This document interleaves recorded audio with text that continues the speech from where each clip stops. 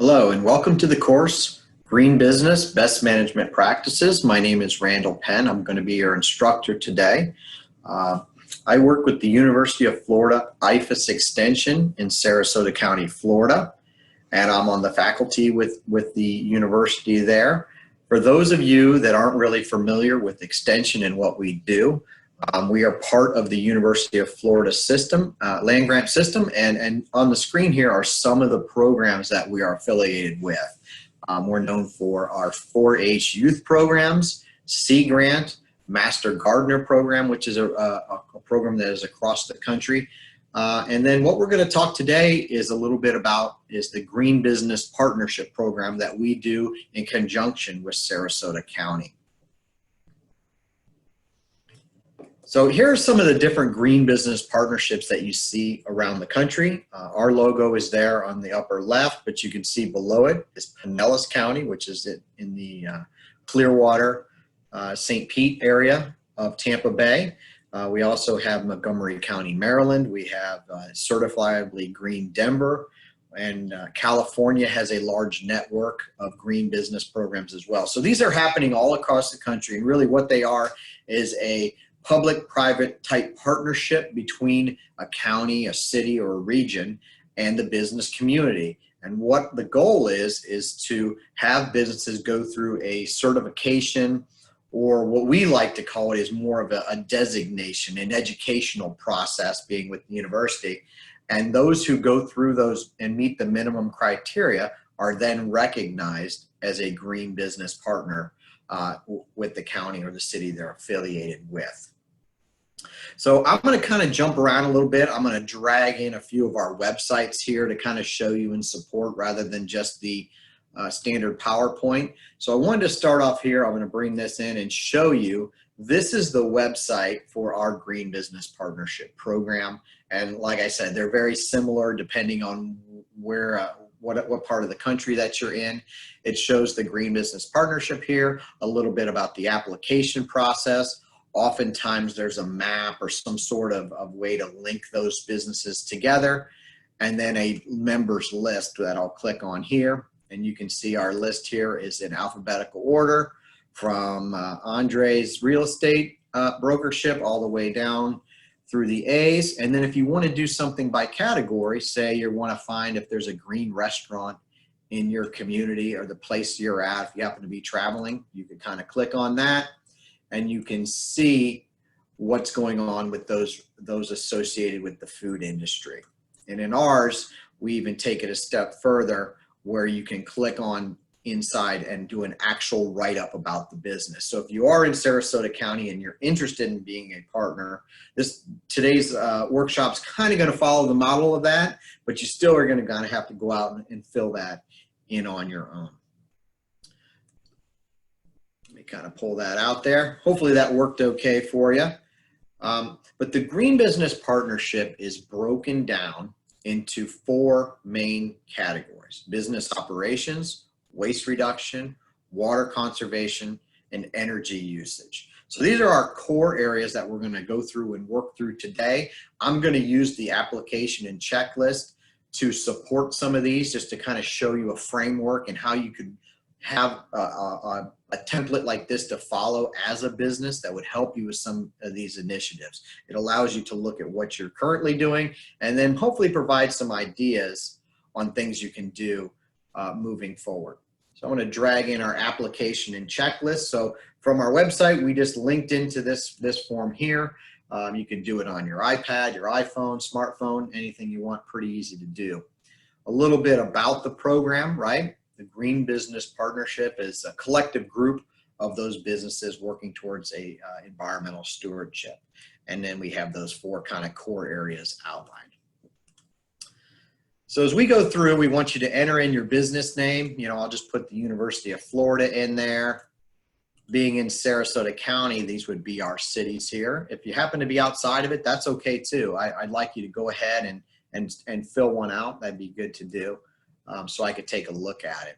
When are your contact names, a little bit about the business, the website, and this is the part that I really like from the university side. I want to know how many employees a business has, whether it's 1 or 2 employees, all the way up to 1,000 employees at a larger hospital or manufacturing place.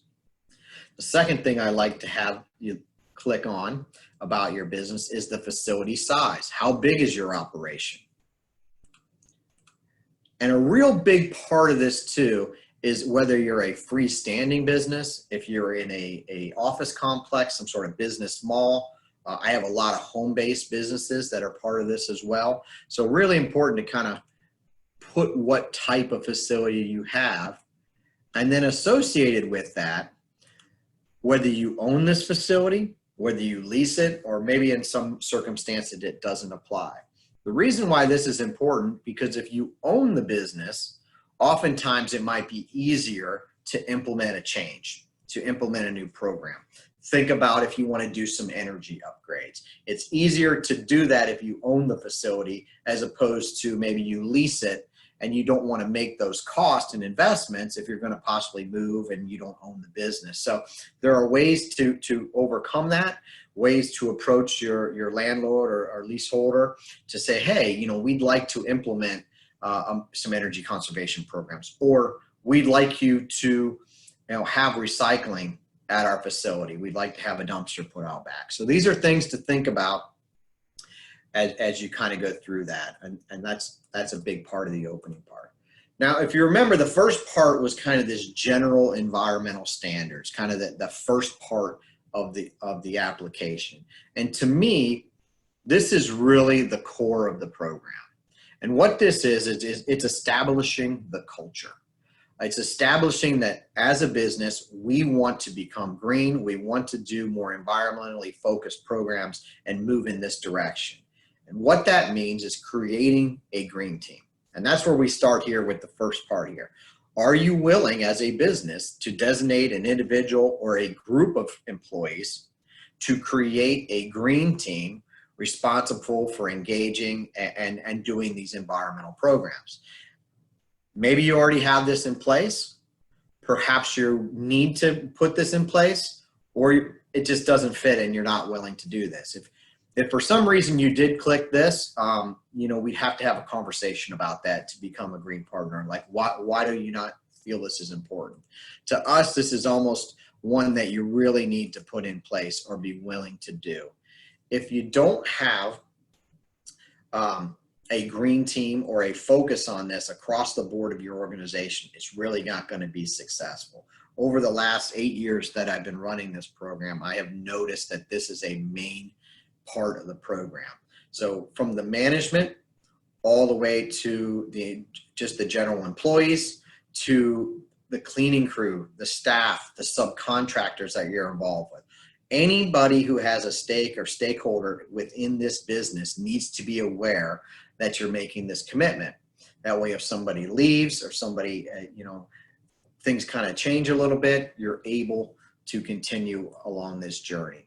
And here are some of the ways to do it. So in addition to kind of designating individuals at each department level, you can regularly discuss these environmental and sustainable efforts at staff meetings. So maybe you already do that. If you do, you can check that. Or if you are willing to, this would be something to put into place. We want you to work towards that. You can put these things in job appraisals, job descriptions, put it about your company. We are committed to sustainability as this organization. You can put that in jobs applications and postings about your business. You can create company policy statements about conservation. So there are lots of different ways to do this. Another one that's really big here is to promote your green initiatives once you become a green business. So perhaps you have some solar energy at your facility. Well, maybe put a tab on your website that says our environmental commitment. And underneath there in energy, we're going to talk about how we are saving energy and having a positive impact on our community environment. So we want to have you check all that apply, encourage employees to suggest new conservation ideas. That sounds like a good thing to do. Put reminders and tips. So all of these things kind of come into play. And this is the one I mentioned previously. If the facility is rented or leased, discuss these changes with the building owner or property management. Very important to do. And oftentimes they might be a little bit pushed back at first, but I think ultimately they will be willing to do that if you can convince them of their value. The last part of this that we always collect, are you currently associated through any other kind of environmental program? Whether you're a LEED certified building, or maybe you're a hotel and you're part of the green lodging program, or a clean marina. There are a lot of different types of environmental programs out there. We have a lot of printers that have a certification about their printing ink that they get designated in. So be sure to kind of add that in there as well. I'm going to kind of pull this back over here before we go to the next stop. So that's kind of the business operations, that green team, creating that culture, creating that core within your organization. The second part we're going to talk about is waste reduction. And waste reduction really is where this program got started in Sarasota County. They wanted to focus and get businesses to encourage them to recycle more. And that was kind of the beginning of it, but it's so much more than that. First, we kind of look at what you're doing as an office, ways to reduce paper, reduce your impacts from an office setting. A big one here I have mentioned is to donate supplies and reuse materials. There's ways to kind of create a community area for those materials to be reused. The equipment in your kitchens, in your break rooms, a lot of the waste goes into that area specifically. So reusable dishes is a big part of it. If you have events, we want you to consider sustainable options. Don't put out a bunch of styrofoam plates. If you're thinking about going green, maybe something reusable or recyclable at the very least. So there are a lot of different ideas that you can look at. Pictured here, I know it's a little blurry, is a station that we set up. We had a leftover area that was kind of a 3-bin system, and we put our copy and toner paper, we collect that, the ink from that, and we put it in there when it's done. So we can collect that and send that back to our Xerox facility there. The middle one is the electronics. We get a lot of keyboards and rechargeable batteries and different types of components that go through at our offices. So we collect a lot of those, and people bring them from home too. And that's fine as well. And what we do is we take those to the county facility for proper disposal. And then the one on the right here, it says plastic on it. It is actually plastic bags and then packaging materials.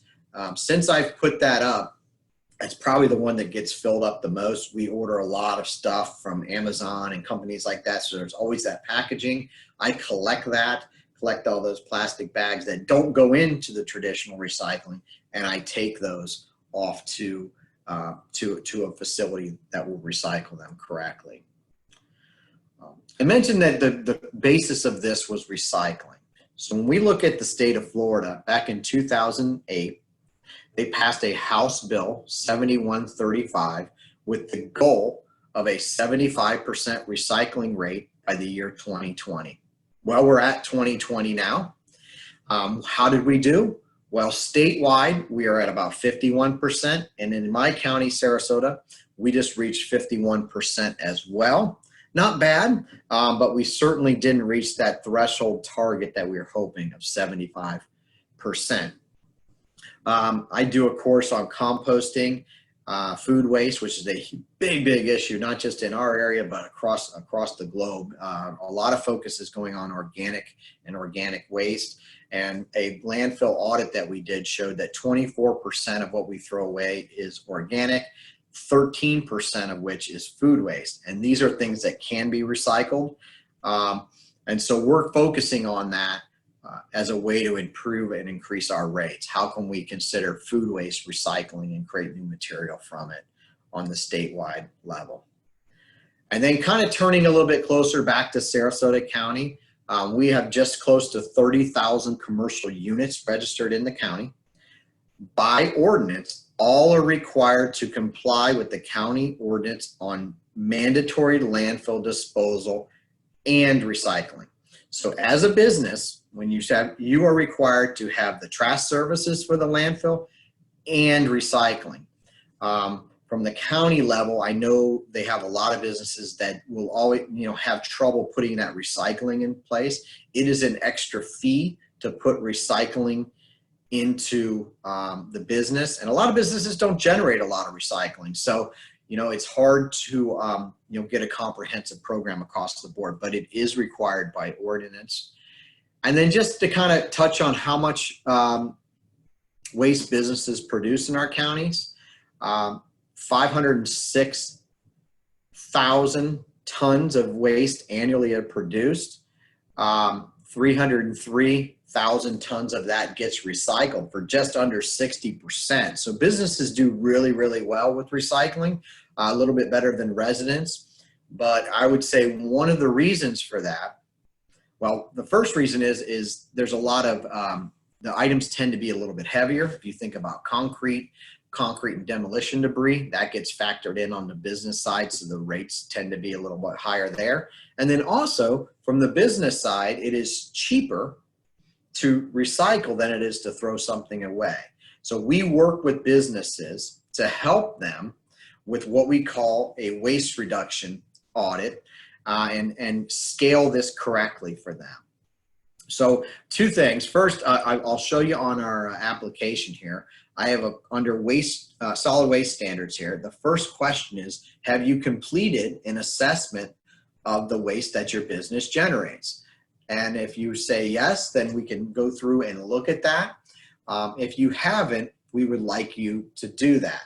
So I'm going to actually show you here what one of these looks like. So when I open this up, this is a recycling rate calculator worksheet.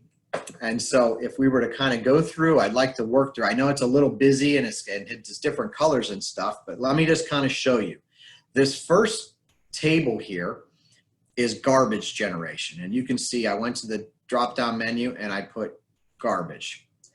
So my business, we'll just do this. I have, let's just say you have a front load kind of roll-off type container out back, right, that a lot of businesses have behind them. Let's say that you have 2 of those, and they are the size of the 8 cubic yards. So that's a standard size that you have. So you've got 2 of these containers out back. You get them picked up 1 time per week, okay? And let's say on average they're pretty full, right? We'll say they're about 80% full. So down here you can see every year you'll generate 133 tons that you're throwing away. So let's go to the second part, the second section, which is the recyclables here. All right, and I already put in some of this here. This is what's known as commingled materials. So that's just your mixed plastics and glass and paper and things like that that go in. You have a front loader again. You have 1 container for recycling. And let's say it's a little bit smaller. It's only a 6-yard container. It gets picked up 1 time per week and it's pretty full. Let's say it's about 90% full when they do that. And you're going to have close to 25 tons per year. So if we were to compare those, we see that you have a recycling rate here at the bottom of 15.7%. So not great, right? Especially if we're targeting and shooting for a 75% rate. But if we were to look at what you throw away a lot of, it may be that we could find a home for a lot of that material. And let's say, for example, we're able to do that. We noticed that maybe you don't need 2 containers. What if we were able to scale this down and just go with a pickup 1 time a week? It'll be a lot fuller though. It'll be mostly full, right? And then we're able to, and we also learned in your audit that a lot of the material you have happens to be cardboard. And so what we'll do is we'll get you a separate cardboard container and we're going to give you a bin and we're going to give you, you're going to fill up one of those bins. The bin is actually, I believe it's, let's go with a cart, one of those roll carts. That's a little bit bigger there. And the cart is that size there. They're going to pick it up once per week. Okay, and it is filled up. All right. So based off of though, just that little change, you can see we already moved the needle up to 26%.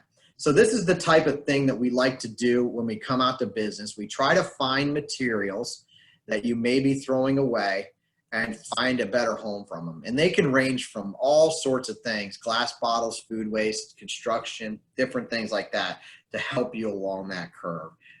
And this saves money. On average, it is between 2 and 4 times more cost effective to recycle than it is to throw things away in the landfill. So hopefully that makes sense. I know I kind of worked through that quick, but very easy to do.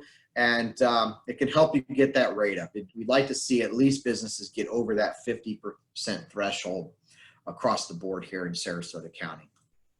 So moving back to kind of the application on the waste reduction side, in addition to kind of a waste assessment, we want to see, do you have an effective recycling program set up at your business? Does it encourage participation, not only from the employees, but also those who are coming to your business? And there are a lot of advantages besides just the cost for doing that. You know, customers have come to expect to see these type of things when they walk into your business.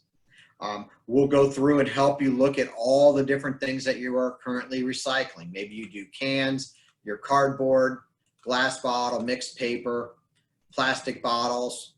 But you know, perhaps when we do come and work with you, or if you go through and look at your business, there might be something extra that you haven't really thought about. You know, maybe you do food waste, you know, and you have someone there who takes it home and composts it and things like that. The second part of beyond recycling is that stand I had set up in my office, right? We look to collect electronics at my place. I also do food waste. We also do a little bit with light bulbs, and we do the printer cartridges. So all those extra things that you can do. A lot of businesses generate pallets.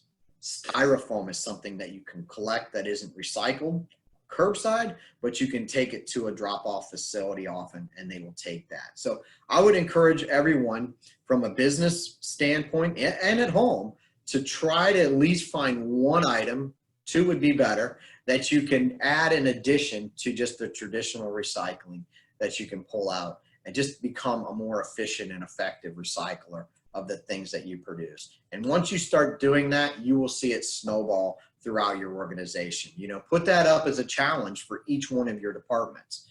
You know, I want you to look at what you're producing and how can we make it more efficient and effective. Also mixed in with this waste reduction is just your office measures. And these are things like 2-sided printing. Try not to print, you know, when you don't have to.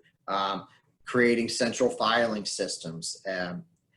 A lot of these, I have to say, when I first started this program, we used to have boxes in there that would say, try to use email.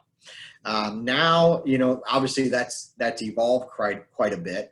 So we go back in every year with the students at UF, some sustainability students, and they help me update this to add new things. For example, this one here, utilize electronic billing and payroll. This wasn't a normal thing, you know, 5+ years ago. Today, everyone has some sort of system like that. Even small businesses are doing that very effectively. So all these type of things that you can do to reduce your office waste and office impacts. And that also saves money. You know, if everyone's not printing lots of stuff and you're not repurchasing new items and pens and folders and things like that, you can save a lot of money from an office perspective. Even beyond that, we have more type of things that you can do from an office. So I would say one thing as you go through this and look at some of these, a lot of them might not apply to your business. You may say, well, I don't generate products. I don't need to purchase things like that. And I don't really do these sort of things. That's perfectly fine. This is kind of a one-stop shop, and we try to fit as many different things in there that would apply to businesses. You know, an at-home business is going to be a lot different than Sarasota Memorial Hospital or a medical facility, especially with their purchasing and their disposal and things like that.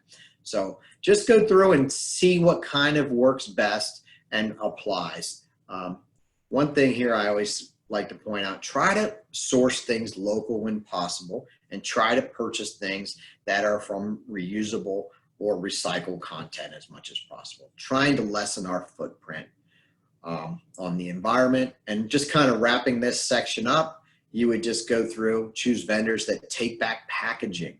So we've seen this kind of evolve over the past few years. When you get a lot shipped to you, there might be a lot of excess packing material. Talk to those vendors and say, listen, is there a better way to send us this product so we don't have to continually throw away all this excess packaging?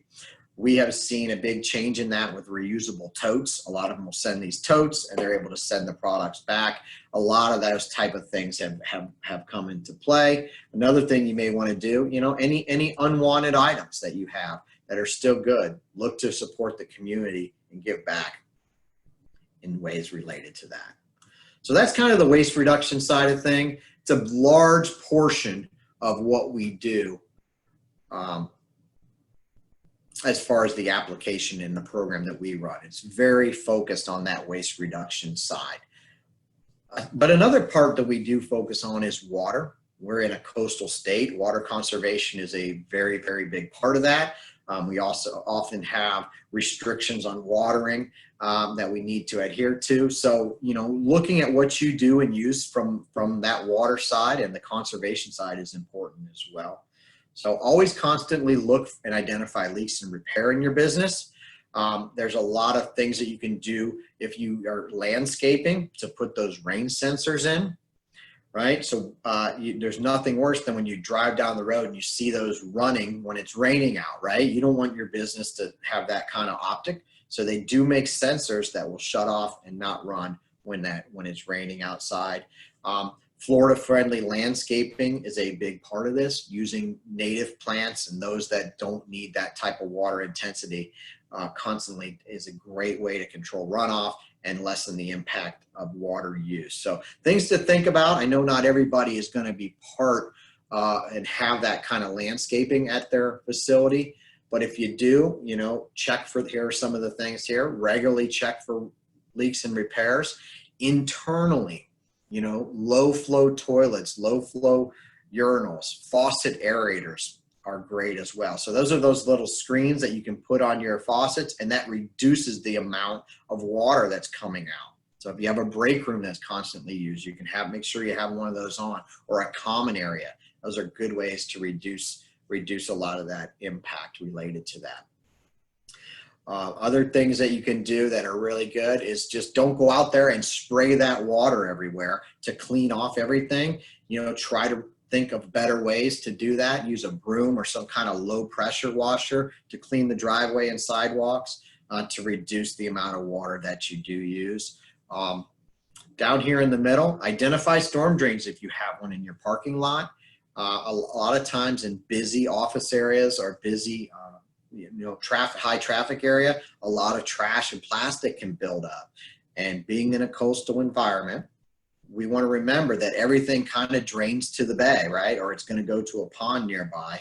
And so try to keep these things clean and as best you can, and keep plastics out of our waterway.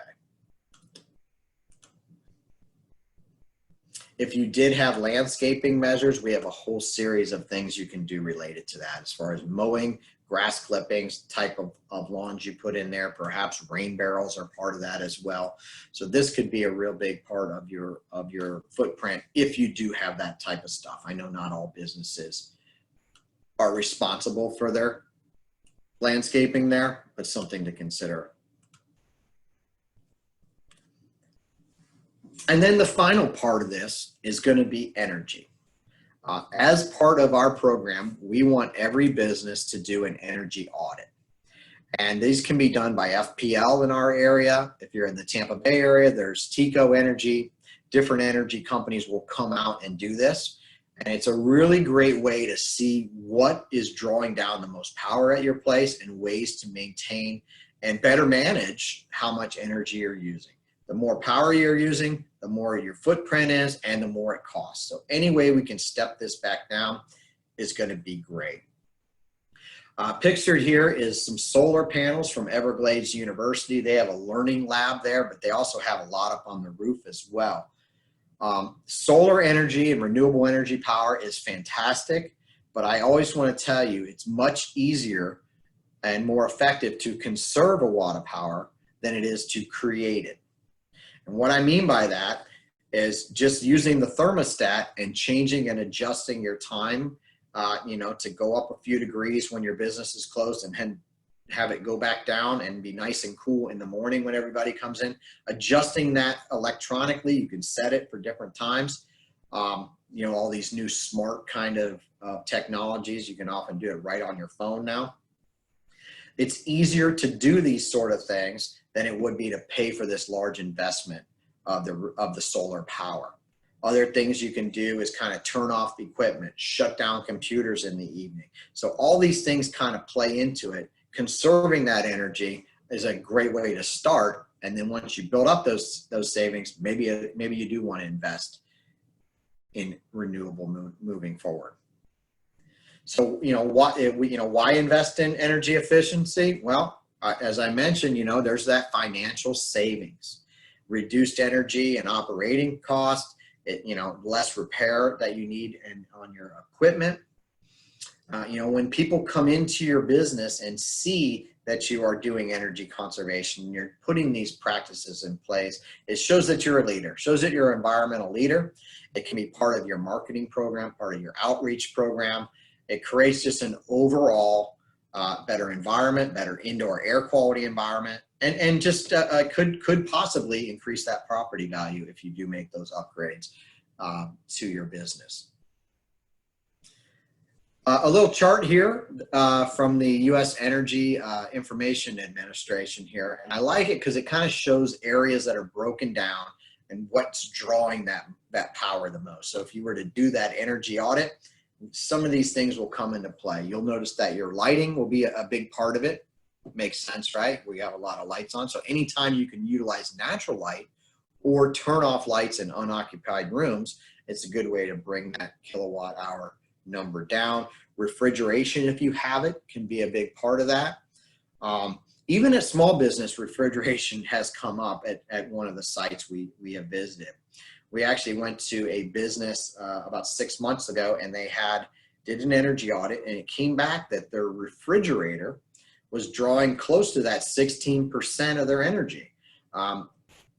They didn't even use the refrigerator outside of a couple drinks. It was just an older unit. It wasn't up to the standards. So just by going in and getting they bought a small mini fridge now, and now it's down just a couple percent to do that. So older equipment, it'll identify as you do the energy audit.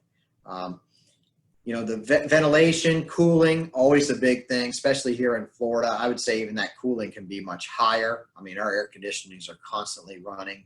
And then as we tear down, you'll see that computer and office equipment. That's stuff you can control in the evening and shut down. And then it tapers off from there. So I think the audit does a nice job as far as telling you some things that you can do and identifying areas that can be very beneficial. So kind of flipping back to the last section of the application here, the first part is this: have a professional energy audit done. Depending on the size of your business, they can send you monthly reports, and you can really monitor it all around the year. And you see lots of businesses do this, and they'll run different processes based on the time of the day. So off-peak hours, they'll run certain pumps or certain processes. We see this at our agricultural places a lot. They'll adjust what they're doing to the evening where it's not as busy. Golf course is a great example of this. They will recharge their carts at off-peak hours, and that can save them a lot of money as well. So good stuff if you get one of those done. And then just the measures. We went through a bunch of these, but just to kind of point out a few of them.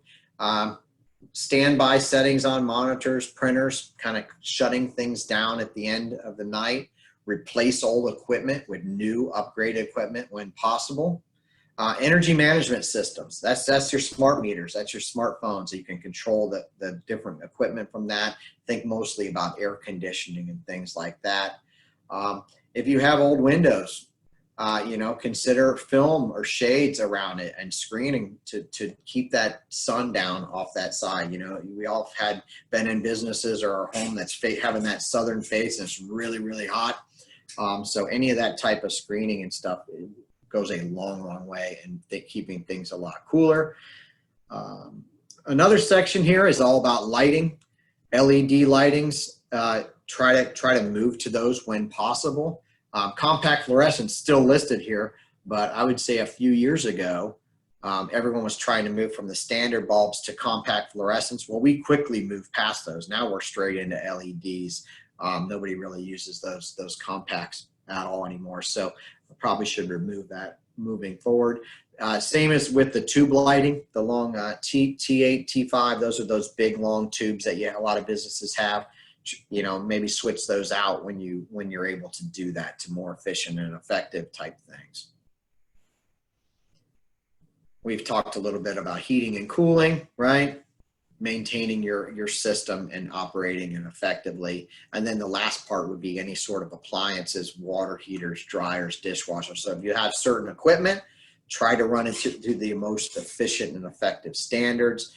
Preventative maintenance goes a long way on major appliances. Insulating pipes is a great thing to do as well to help with the water heater and various settings related to that. So if you have those are some things that we kind of take a look at and help you with as you go through. And that would be the end of the application. If you were doing the application process, we would have you submit that and we would come out and review that with you. Kind of jumping back to the presentation. One thing that I like to have to talk about is going beyond green. This isn't just about being a green business, but we want you to think about more about a corporate social responsibility plan. How are you benefiting the community and giving back as well? So some additional areas that we focus on: transportation. Are you carpooling? Do you have charging stations set up, which is Everglades University again has the charging stations set up there. Are you using more hybrid or efficient type driving vehicles? Consider that when you're going to purchase new. And then that goes into purchasing and supply chain. Can we purchase more environmentally friendly products? Is there a way to source things more local and have a positive impact on the local community? Kind of building on that community element, think about your stakeholders, your employee health and wellness. Certain businesses are giving employees, certain time off, ways to work with health clubs, creating programs for families. All these sort of things are really coming into play to make it a more socially responsible type business. The last part's communications. When you become a green business, or if you're operating as a green business, promote it, talk about it, say this is why we're different. This is why we're better than the competition. This is the commitment and the responsibility we take on in our community, and we want to have a healthier business. So be sure to communicate it. You'd be surprised how many businesses go through this process, and then at the end of the day, they don't do that last step. Businesses are in business to make money, so be sure to put that into the fabric of your operation: web pages, communications, etc. So what's in it? I've already kind of mentioned a lot of these.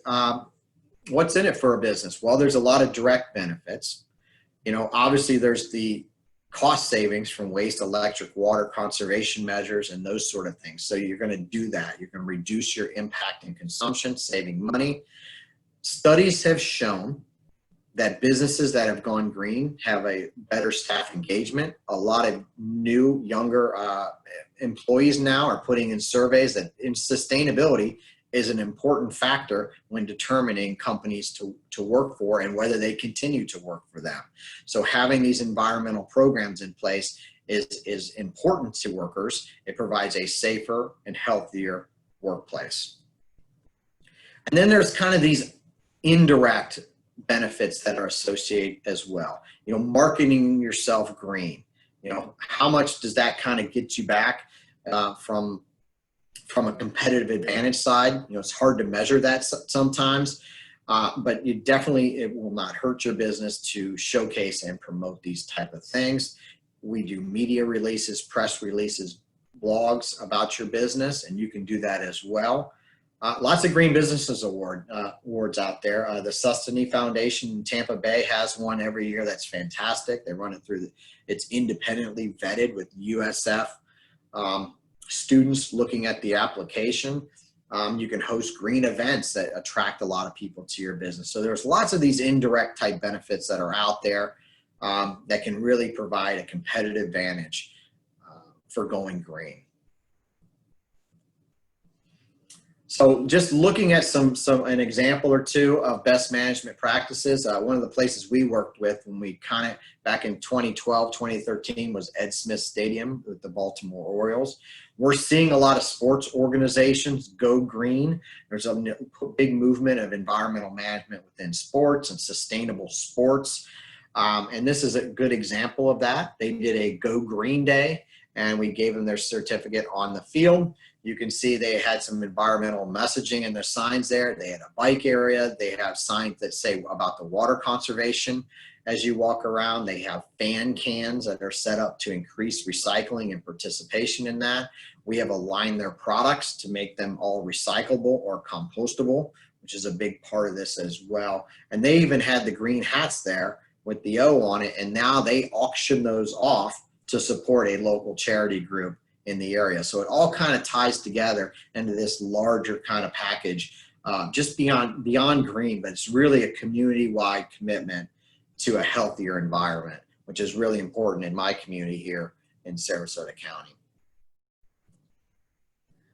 Just to kind of outline the steps, if you are a business here in Sarasota County, you can go through the online Green Business course that we have, check out the different requirements of the application, those 4 sections that we talked about, implement the required standards, and then participate in an on-site assessment by an IFAS professional like myself. So we can come out and kind of help you and look at what you're doing across the board.